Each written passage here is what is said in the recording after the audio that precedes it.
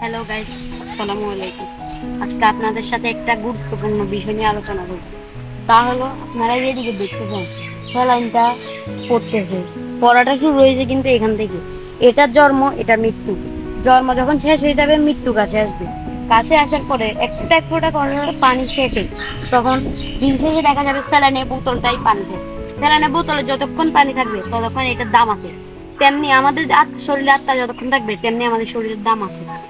তাই এটা বোঝানো হয়েছে, কারণ এটা দিন শেষে অনেক নিচে নামে যায়, বোতলটা আমরা ফেলে দিই। আমাদের এরকম মৃত্যু শেষে পানি যেমন ফোঁটা ফোঁটা করে শেষ হয়ে যাচ্ছে, তেমনি আমাদের ফোঁটা ফোঁটা করে শেষ হয়ে যাবে। তো আমরা এখন বলতে চাচ্ছি যে এটা পরকালের জন্য আমাদের একটা শিক্ষণীয় বিষয়। পরকালে আমরা এখন যদি এটা বুঝে আমল না করি, তাহলে পরকালে আমরা কিছুই করতে পারবো না। এটাই আমার শেষ কথা। আসসালামু আলাইকুম। আমার এই কথাগুলো যদি আপনাদের ভালো লেগে থাকে এবং যদি কিছু শিখতে পারেন, তাহলে এটা কমেন্টে জানাবেন। আর আপনারা সবাই কমেন্টে বলে যাবেন আপনারা পরকালের জন্য কে কি জোগাড় করতেছেন। যদি চ্যানেলটা ভালো লাগে, লাইক এবং সাবস্ক্রাইব করে দিবেন।